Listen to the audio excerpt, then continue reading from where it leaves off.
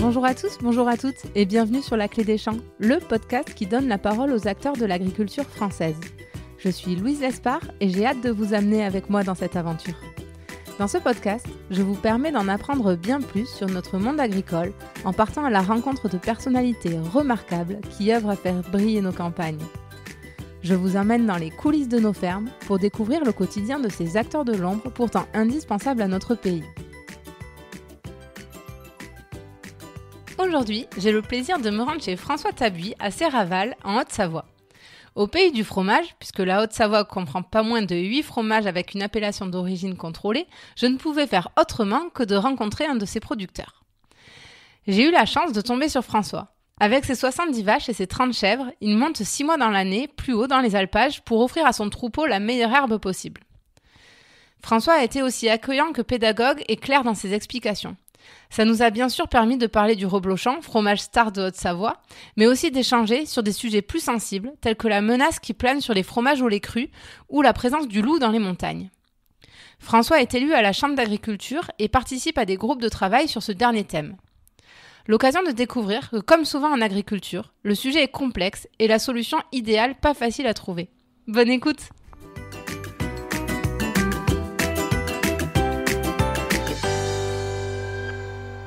Bonjour François. Bonjour. Merci beaucoup de m'accueillir sur ton exploitation, le GAEC des Vents-des-Cimes, c'est ça ? Eh bien, bienvenue à toi. Merci. Alors pour commencer, est-ce que tu pourrais nous expliquer qui tu es et où c'est qu'on est actuellement ? Voilà, donc moi je suis François Tabuy, j'ai 39 ans et donc je suis agriculteur. Je suis agriculteur en GAEC, c'est-à-dire qu'on est 2 associés sur cette exploitation. Et donc on est dans le berceau du reblochon fermier, on est dans les vallées de Thônes, donc en Haute-Savoie, à la limite de la Savoie d'ailleurs, voilà, dans le massif des Aravis. C'est vraiment magnifique. Et est-ce que tu pourrais nous expliquer quel a été le déclic pour toi de devenir agriculteur ? Bien, moi j'étais pas fils d'agriculteur, ni mon associé d'ailleurs. D'ailleurs l'un l'autre, on était passionnés depuis gamin par l'élevage, et notamment les vaches abondance, qui sont les vaches du pays. Et donc on a moi successivement l'un après l'autre, on a repris des exploitations derrière des paysans qui n'avaient pas d'enfants, qui n'avaient pas de repreneurs, et qu'on a un peu convaincu de nous transmettre le travail de leur vie, finalement leur exploitation, ce qui n'était pas tout simple, mais on a réussi, et donc on a créé le GAEC Le Vents-des-Cimes. Joli nom. Voilà, à Serraval, pour évoquer effectivement qu'on est en alpage sur des hauteurs où le vent le soir notamment se lève. Donc on a créé l'exploitation en 2004-2005, ça commence à faire, et on a fait ce bâtiment agricole en 2010, donc on a pas mal investi pour donner des bonnes conditions de travail aux agriculteurs qu'on est, et en tout cas des conditions de bien-être animal aussi à nos troupeaux, donc voilà. Ce grand bâtiment, ça a demandé un certain investissement, j'imagine. On dit souvent que pour les nouveaux éleveurs, c'est très compliqué de s'installer sans reprendre une ferme familiale. Toi, tu as quand même réussi à le faire. Ça a été un combat où les choses se sont faites plutôt naturellement ? Voilà, il faut avoir beaucoup de volonté. Il y a quand même effectivement une politique de renouvellement des générations en Europe et en France, avec des aides pour démarrer. C'est vrai que le démarrage a été, en tout cas sur les petites exploitations, assez facile, puisque du coup on est aidé, on est accompagné. Bon, il faut convaincre les propriétaires. En revanche, c'est vrai on avait repris que des petites structures derrière des personnes assez âgées qui n'avaient pas renouvelé, qui n'avaient pas un outil au top. Donc, ce qui a été plus compliqué, ça a été de convaincre finalement nos partenaires financiers, les banques, de nous prêter. Du coup, là, on a investi 1,3 million en 2010. Oui, quand même. Et effectivement, il fallait montrer que malgré nos petites exploitations, on avait un vrai projet et qu'on allait en vivre.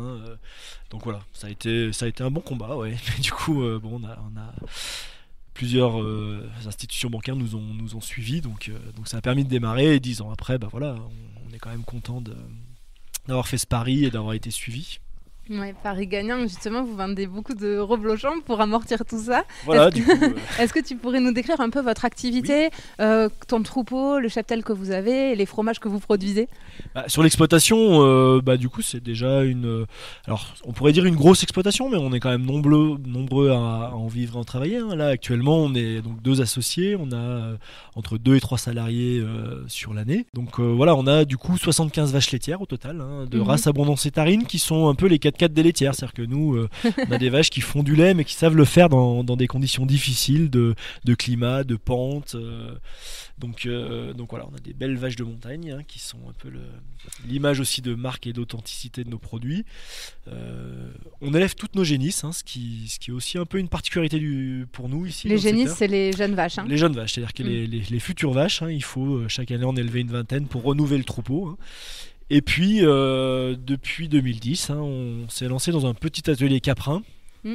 Donc, qui est modeste, mais on a 35 chèvres et aussi une dizaine de chevrettes. Voilà. Donc ça, c'est les deux productions principales. On a un tout petit atelier porcin puisqu'on fait une quinzaine de porcs avec le petit lait de la fromagerie chaque année.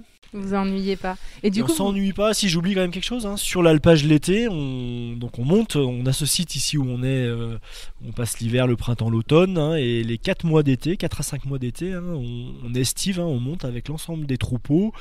À 1700 mètres d'altitude sur un alpage, on transforme sur place, on traite sur place, et on a aussi la particularité de tenir un petit refuge puisqu'on est sur un itinéraire de randonnée, et donc on a cette activité d'agrotourisme, on fait de l'hébergement et on fait aussi et surtout de la petite restauration de montagne en fait. Donc là il y a William qui est avec nous là, qui a sa cote, donc il est polyvalent. Ouais. Et c'est William qui est responsable de cette activité cet été. On a 2 saisonniers qui nous rejoignent chaque été, et en fait on fait une restauration traditionnelle de montagne, et notamment des beignets de pommes de terre, des reblochonnades, donc à base des produits de la ferme. Et donc c'est une petite activité pendant 4 mois, mais ce qui fait qu'on est nombreux aussi en alpage à travailler. Et du coup là vous allez monter bientôt puisqu'on est mi-mai, ça c'est prévu pour quand ? Alors ça c'est le pari là. Actuellement la saison printanière elle est plutôt tardive là en fait, on a plutôt un temps pluvieux, pas des grosses températures, donc la neige fond trop lentement à notre goût, mais c'est vrai qu'on guette depuis ici la fonte un peu des plaques blanches là-haut sur l'alpage. L'année passée c'était l'inverse, c'était très précoce, on est monté le 15 mai, ce qui ne nous était jamais arrivé, et là a priori je pense qu'on espérait monter la semaine prochaine, mais non, il n'y a pas assez d'herbe, donc on montera sans doute le fin mai quoi, le 29 sans doute. Alors c'est les super journées, j'ai envie de dire, on est paysans, on se fait tout ce boulot là parce qu'on aime ces 2 journées par an, la journée où on monte et la journée où on descend, qui est une fête localement. On met des grosses cloches à tout le troupeau, dans chaque hameau ils nous entendent arriver, et donc à ce moment là ils nous payent l'apéro en passant, donc c'est sympa. Ça se passe plutôt bien. Ouais, voilà. C'est une vraie fête, mais il y a beaucoup de travail ce jour-là, j'imagine aussi, parce que c'est un peu de pression de monter tout ça en haut. On travaille déjà, on se lève déjà tôt en temps normal, mais là faut avancer le réveil de quasiment 4 heures pour pouvoir faire toute la traite, toute la transformation, monter le matériel et revenir ici pour partir avec le troupeau à pied ensuite. Donc c'est une grosse journée où malgré tout on est content de trouver l'oreiller le soir, quoi. Ouais. Et il y a combien de marches jusqu'au refuge en haut ? Alors c'est pas si... Nous ça monte vite, donc du coup en 2h30, 3h on est en haut en fait avec le troupeau, quoi. C'est une rando quoi. C'est une bonne rando, mais les vaches ont un bon rythme, donc souvent ceux qui veulent venir un peu en touriste sont surpris du rythme. Faut être affûté. En fait oui, puis c'est sportif parce qu'il faut retenir le troupeau qui a vraiment envie de monter, et c'est un peu comme un peloton cycliste, faut retenir celle de devant, sinon ceux qui sont derrière ils arrivent plus à suivre, quoi. Ils perdent le moral, quoi. Et quel fromage tu produis là sur place avec ton associé ? Donc là ici notre métier principal c'est le reblochon, donc on est au cœur du berceau du reblochon fermier. Voilà, j'ai envie de dire quasiment toute l'année on fait du reblochon intégralement. On travaille avec des affineurs, on expédie aussi auprès de crémiers. On s'est diversifié depuis pas mal d'années, on est aussi en appellation d'origine protégée fromage d'abondance. Donc on fait de l'abondance fermier de façon un peu plus anecdotique. Sinon on fait aussi une tome de montagne, une tome fermière, de la raclette. Et voilà, on a un troupeau de chèvres, donc on fait aussi la petite appellation des Savoies, qui est le chevrotin, qui est une pâte molle traditionnelle. Donc voilà, ce qu'on fait un petit peu sur l'exploitation de typique. Ok, et ça donne l'eau à la bouche. Je te propose qu'on aille poursuivre les discussions à l'intérieur. J'aimerais bien parler avec toi du reblochon, bien sûr, qui est quand même la star, tu l'as dit, d'ici. Également du fromage au lait cru, qui est quand même une vraie spécificité française. Et puis qu'on finisse par le loup, je crois, qui vous inquiète un peu dans les montagnes. Plus qu'inquiétant. À tout de suite. Et on rentre.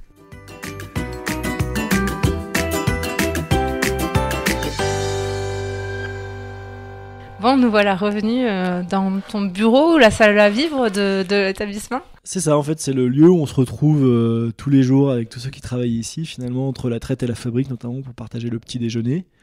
Et puis c'est aussi la solide d'accueil quand les gens du pays viennent acheter du fromage. Ça permet aussi de boire un coup avec eux, quoi. Et tu le disais, donc la Savoie, c'est vraiment le pays du fromage. Hein. Vous avez 8 fromages avec une appellation d'origine contrôlée, c'est quand même pas rien. Vous faites de l'abondance en AOP et du reblochon. Du chevrotin. Et du chevrotin en AOP, ouais. Qu'est-ce que ça implique d'être AOP et pourquoi tu as fait ce choix ?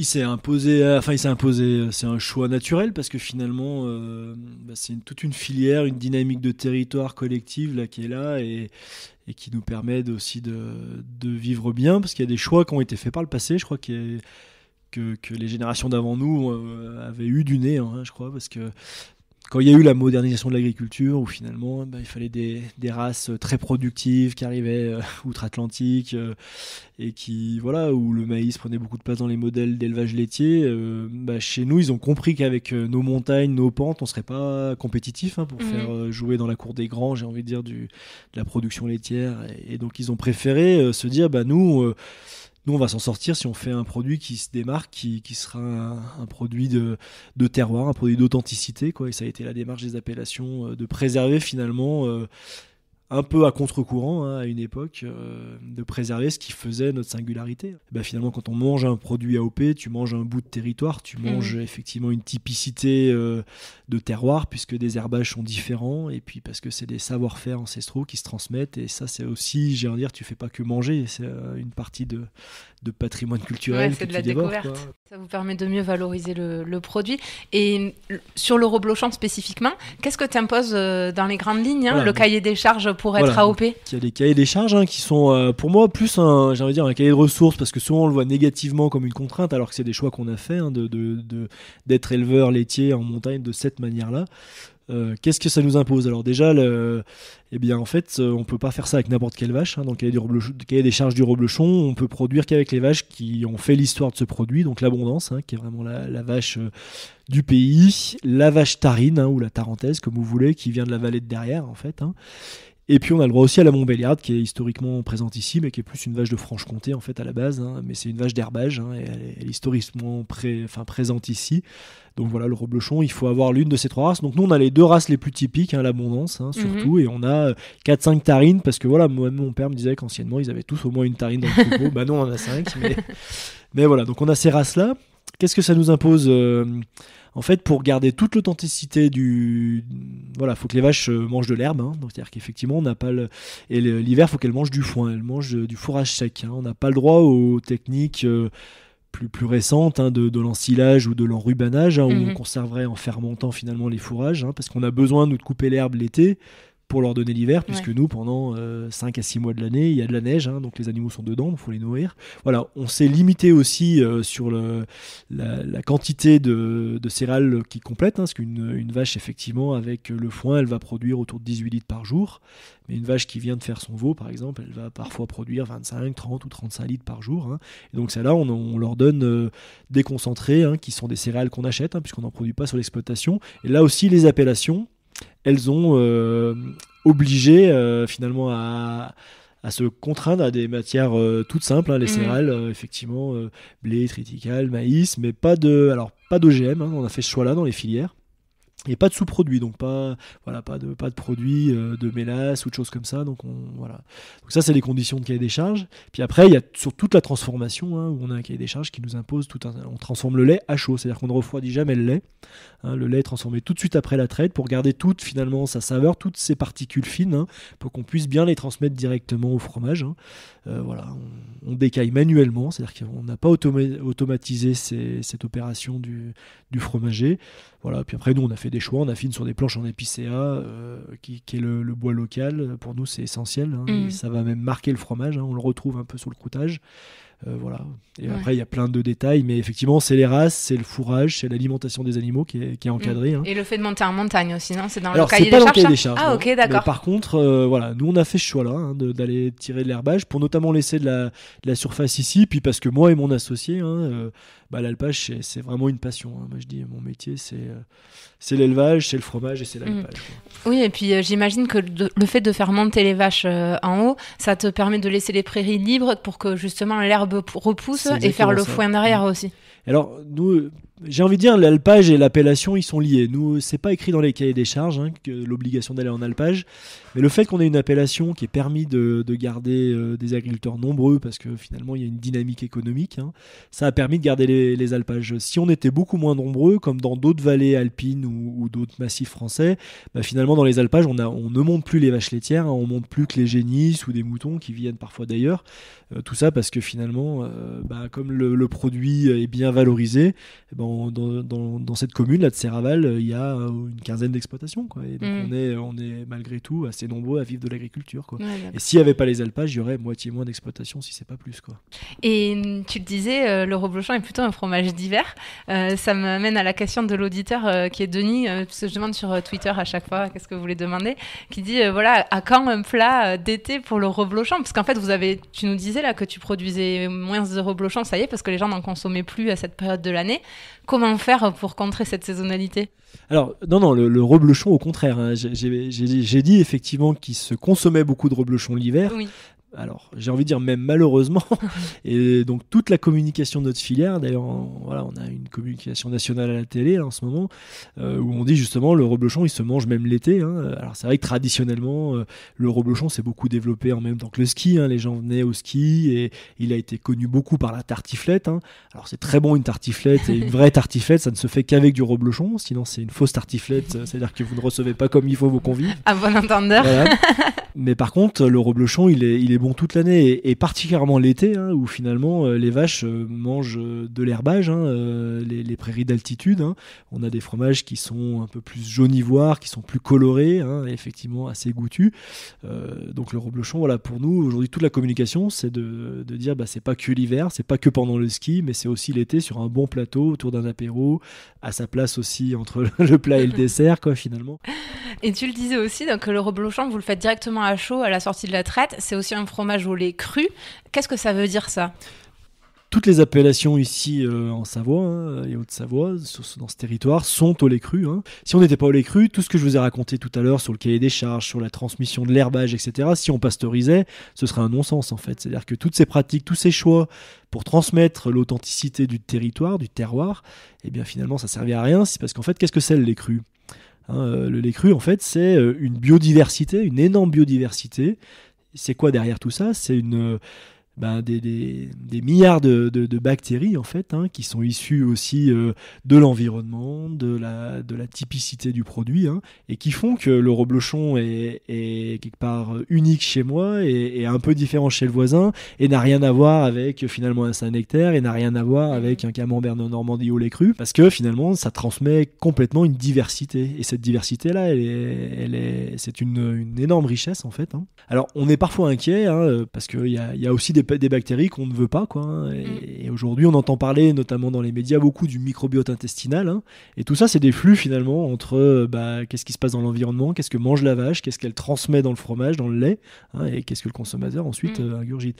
Moi, je suis sûr que c'est un sujet de santé publique, et j'en suis même convaincu, que d'avoir finalement une richesse de ces bactéries. Et quelque part, le fromage au lait cru, au-delà du terroir et des particules qu'il transmet, c'est aussi ça, quoi. Il y a des études qui sont portées depuis pas mal d'années, où ils se sont rendus compte sur des cohortes de consommateurs depuis plus de 15 ans que les gens qui avaient mangé finalement des fromages au lait cru très tôt, qui avaient bu du lait cru finalement, avaient plus de 40% de moins de maladies auto-immunes, allergènes, on parlait même d'autisme d'ailleurs. Donc il y a un lien finalement entre les aliments qu'on consomme, et finalement la santé en général, quoi. Et qu'on comprenne bien, le lait cru, c'est le fait de transformer, tout le long du processus de transformation, de chauffer à un maximum 40 degrés, je crois, versus le lait pasteurisé, où là on peut monter jusqu'à 70 degrés. Et le lait pasteurisé a l'avantage, notamment pour les industriels, de standardiser le goût. Il a aussi l'avantage de tuer toutes les bactéries, donc ils prennent aucun risque.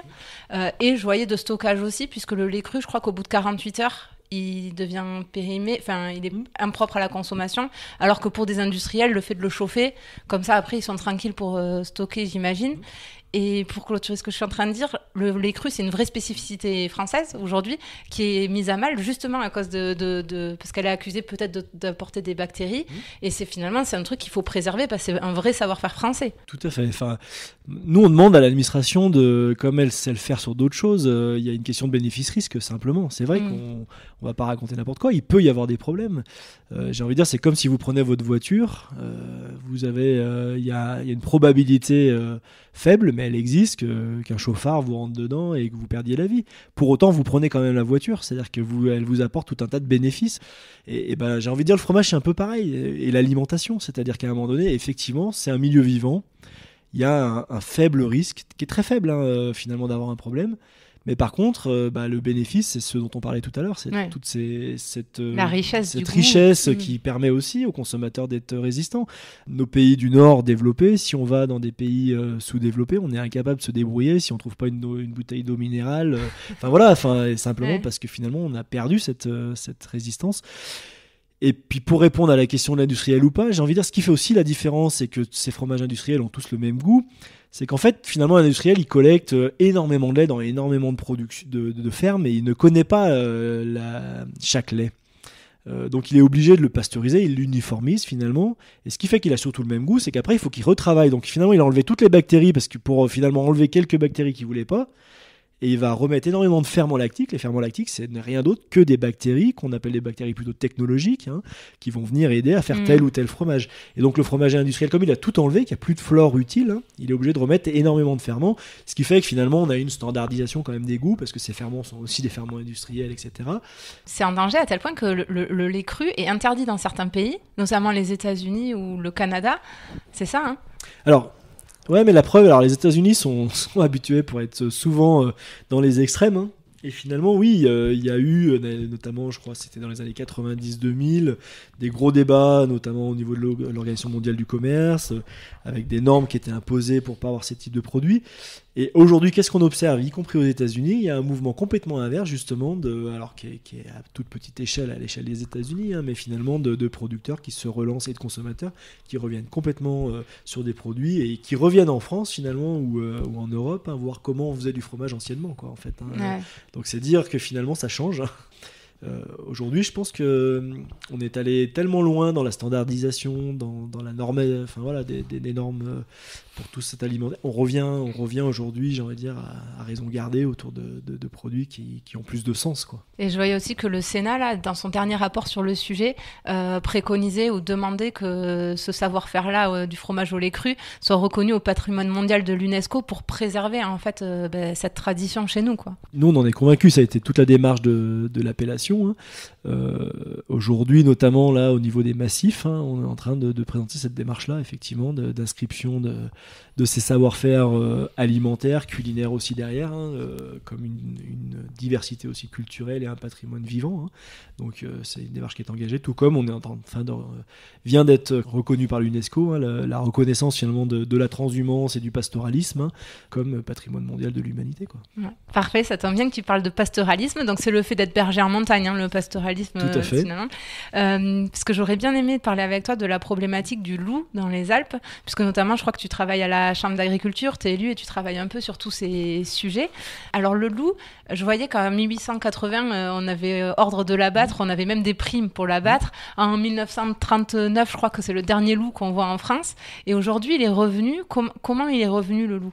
Le loup est revenu, je crois, en 92. Il est arrivé d'Italie. Il est passé le parc du Mercantour et il a recolonisé finalement d'abord les Alpes. Et puis aujourd'hui, il s'étend sur une bonne partie du territoire français. Oui, il monte jusqu'en Meuse, j'ai vu. Et il monte effectivement dans l'Est. Je crois qu'il est allé même assez loin dans le centre. Donc le loup est de retour, mais c'est pas nouveau. Donc ça fait depuis 92. Parce que c'est une espèce protégée maintenant. Alors le loup, il n'y en avait plus. Alors c'est vrai que...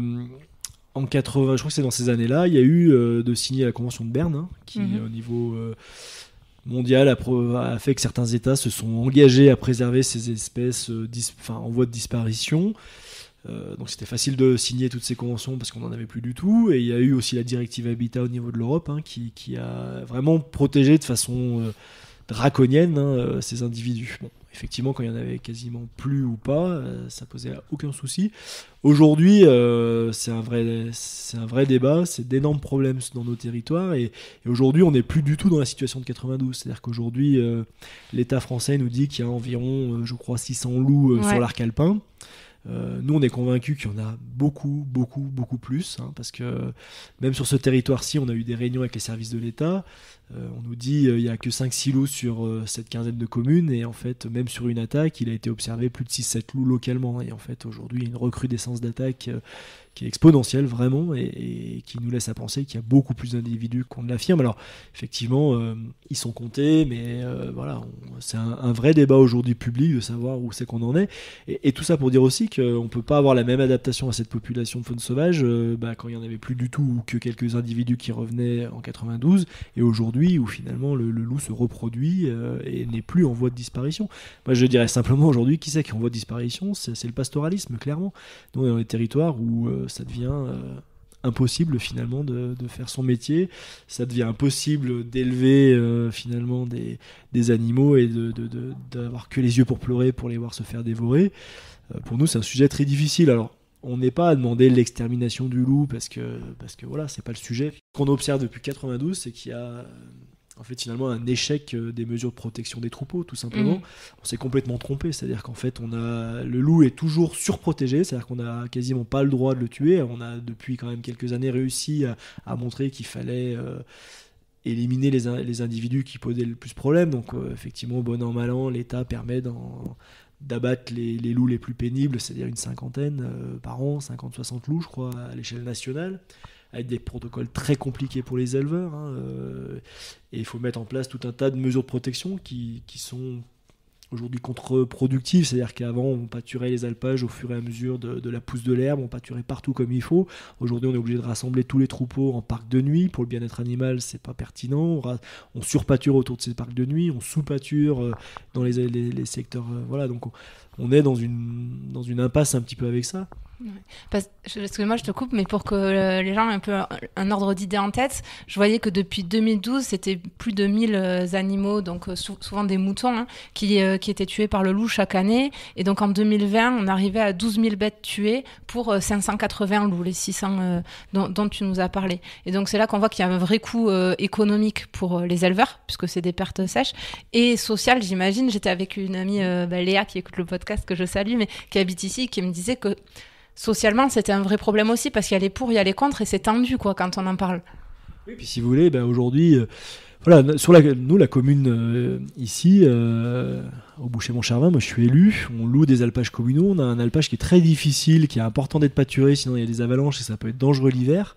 Et ça fait 3 ans qu'on a un jeune éleveur là, d'une petite trentaine d'années, qui a un petit troupeau, 160 têtes, et l'année passée, entre le loup et on a aussi un problème avec les vautours aujourd'hui, lui il a perdu 40 bêtes sur son troupeau, et ce jeune il a laissé son boulot dans les travaux publics pour être à fond dans son métier d'éleveur.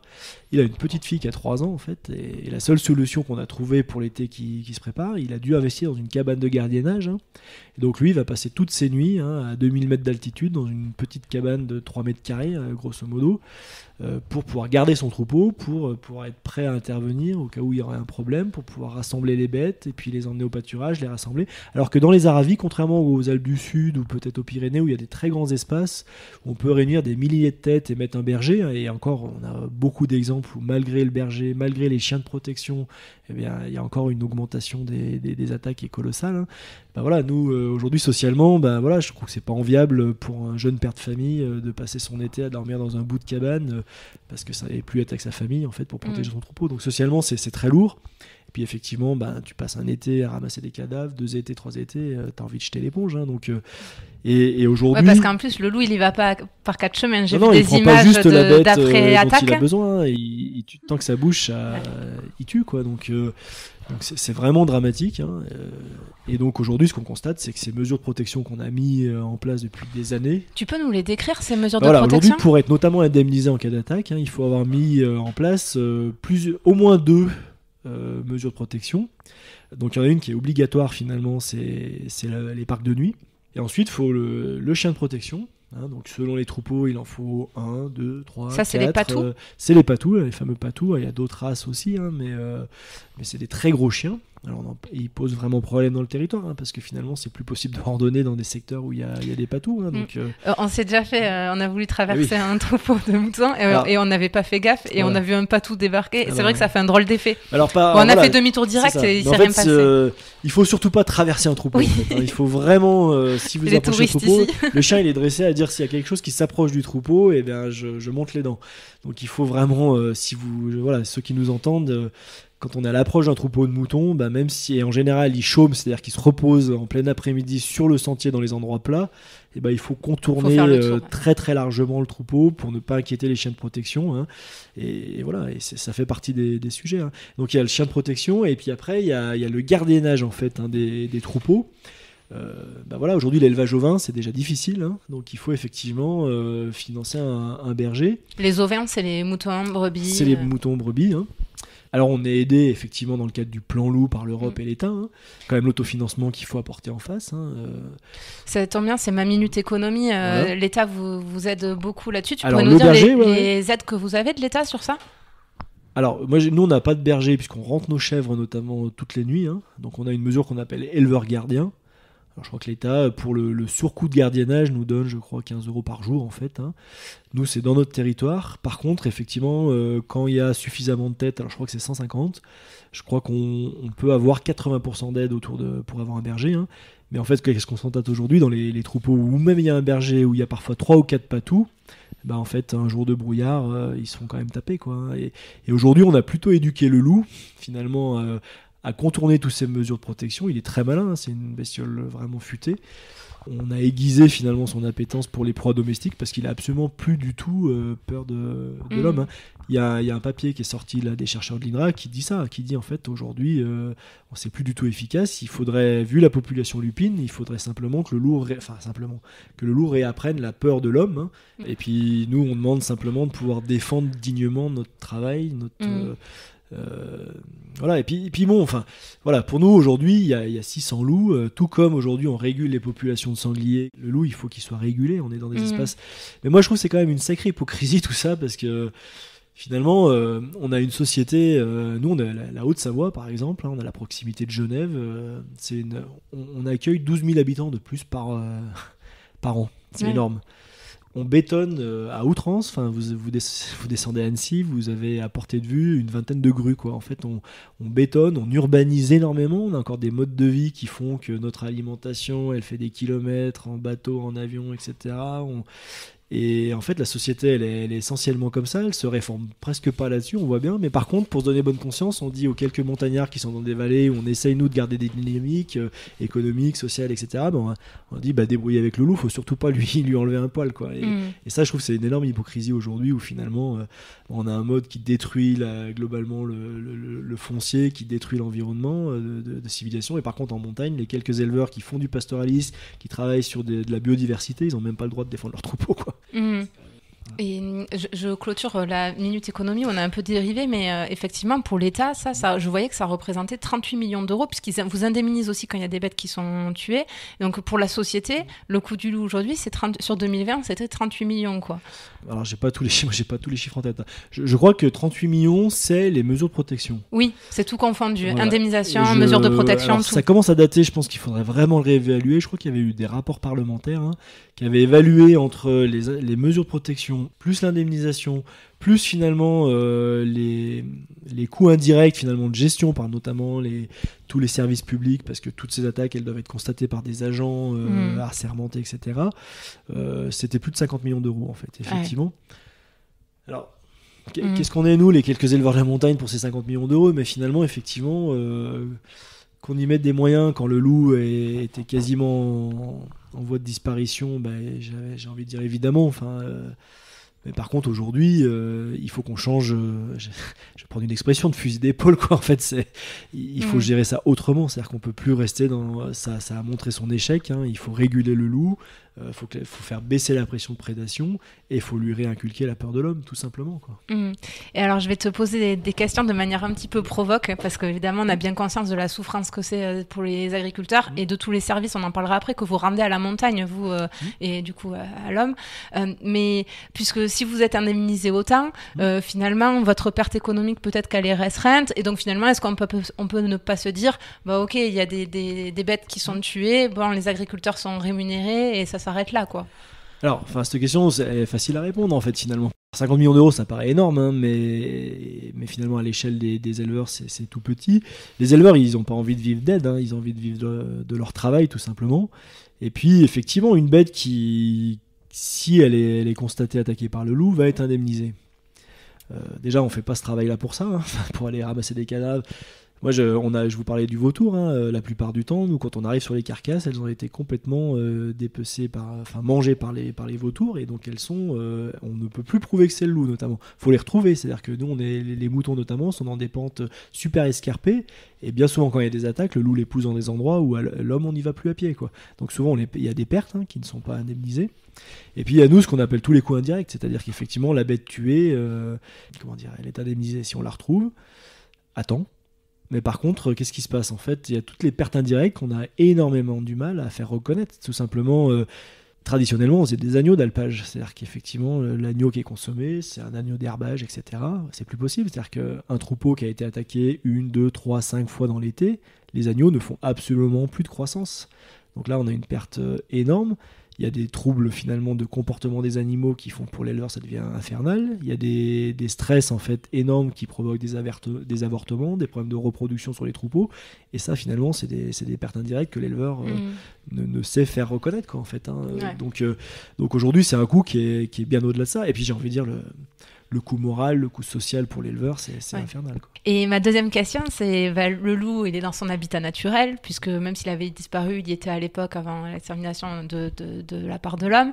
Est-ce que finalement, c'est pas vous qui ne seriez pas à votre place à la montagne et qu'il faudrait pas tout laisser au loup et puis que l'homme redescende en vallée ?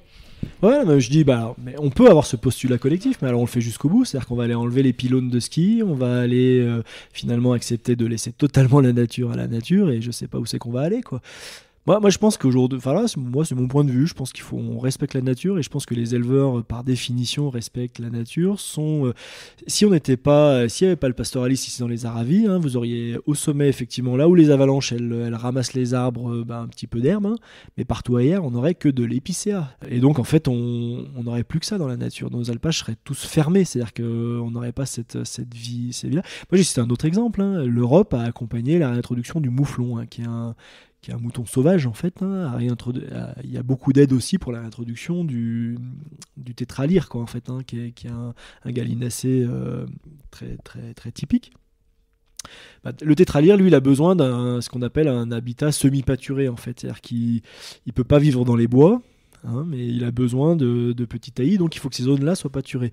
On a quelques exemples ici dans les Aravis où finalement les attaques de loups ont fait que les éleveurs qui étaient beaucoup des doubles actifs, en fait, hein, qui avaient un autre métier à côté, menuisier, moniteur de ski, etc., laissaient tomber finalement ces comptes d'alpage, hein, parce que c'était plus possible, et le paysage s'est refermé et on a perdu finalement ces zones de nidification du tétralyre. De la même manière, les mouflons se sont fait décimer, quoi, en fait, hein, alors qu'on y a mis énormément d'argent public pour les ramener dans ce territoire, quoi. Donc aujourd'hui, est-ce que l'homme a sa place ? Oui, c'est une position. Moi, je pense que oui, on doit faire attention, mais quelque part, l'agriculture aussi, avec nos prairies naturelles, on est là, on capte du carbone parce qu'on ne retourne pas nos prairies. On entretient toute une biodiversité générale. Nous, on a signé une mesure Natura 2000. On est en zone Natura 2000 sur l'alpage parce que finalement, les pratiques séculaires qu'on a fait avec le pastoralisme font qu'aujourd'hui, les scientifiques nous disent votre milieu, il est super, quoi.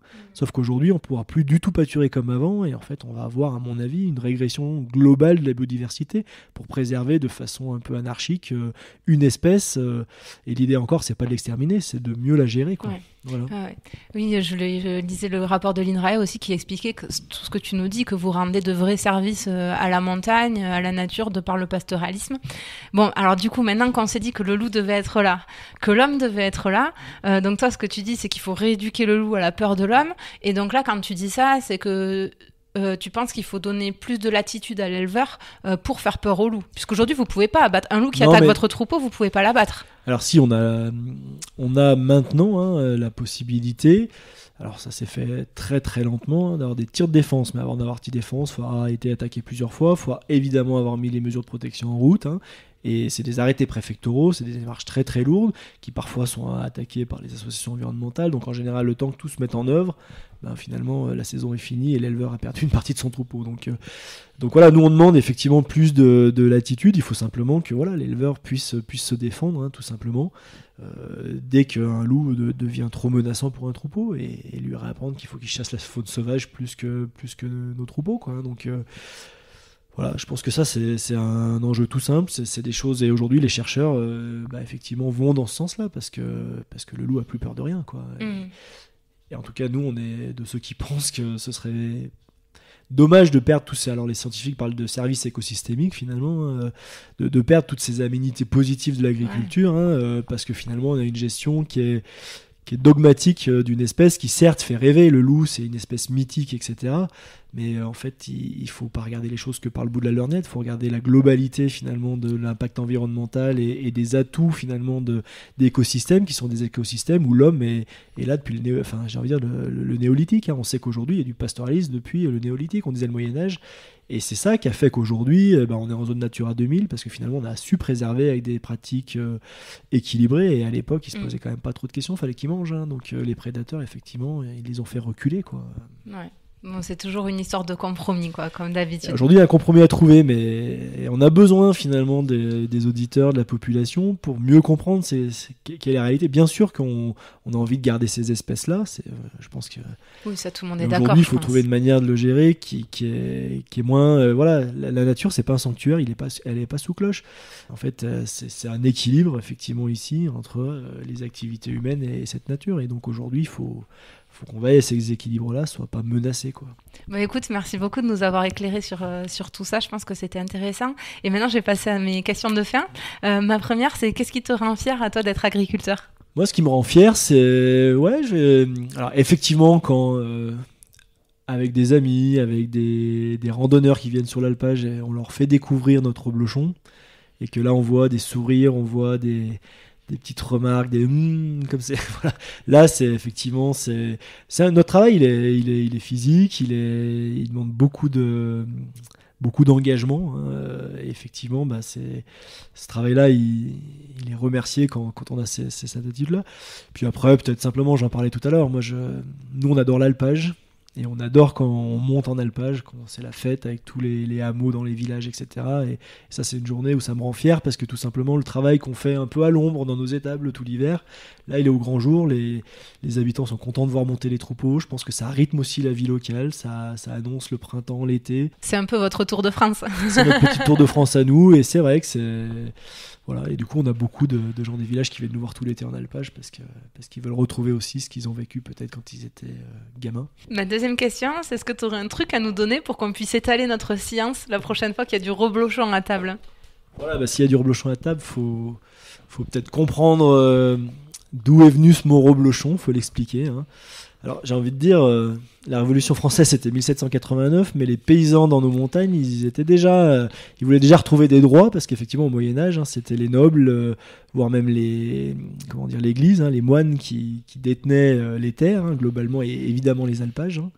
Et en fait, ils se rémunéraient, les propriétaires, tout simplement, plusieurs fois dans l'été, semble-t-il, ils faisaient une pesée du lait que faisaient les vaches, ils prenaient un prorata, donc ils transformaient ensuite en fromage. Ils laissaient une petite partie aux producteurs qui trimaient, et eux, parce qu'ils étaient propriétaires, ils récupéraient le prorata. Alors j'ai envie de dire, ils avaient fait ici un peu la révolution avant l'heure, pour défier un peu les nobles et puis en garder un peu plus pour la population. J'ai envie de dire, ils avaient en fait, ils étaient un peu roublards. On avait des cahuzacs un peu avant l'heure ici, en fait, pour pas payer trop de taxes. Finalement, ils traisaient la vache, mais pas tout. Alors on dit traisaient ici en Savoie, alors qu'il faudrait dire trait en français, mais ils traisaient la vache pas totalement. Et puis une fois que le noble était parti, il faisait une deuxième traite, plus courte. Et cette traite, c'était le lait de la fin de la traite, c'était beaucoup plus gras. Et ça a donné le reblochon, un fromage très onctueux, en fait, plus riche. Et c'est comme ça qu'est né finalement le reblochon. Reblocher, ça voulait dire traire une deuxième fois, la rebloche. La rebloche. Belle anecdote. Et ma dernière, c'est où c'est qu'on peut te contacter ou trouver tes produits? Est-ce que tu as un site internet? Oui, alors gaeclevendissime.fr. Et vous avez une page Facebook peut-être? On a une page Facebook qui s'appelle Refuge de l'eau de Marlan, c'est le nom de l'alpage. Okay. Vous pouvez nous retrouver.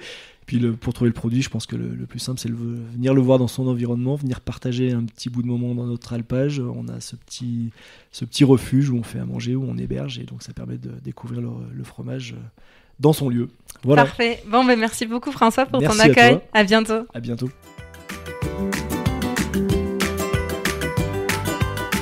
J'espère que cet épisode vous aura plu. Si c'est le cas, n'hésitez pas à laisser une note 5 étoiles ou à en parler autour de vous. Ça m'aiderait énormément pour faire connaître le podcast. Merci beaucoup et à bientôt pour prendre ensemble la clé des champs.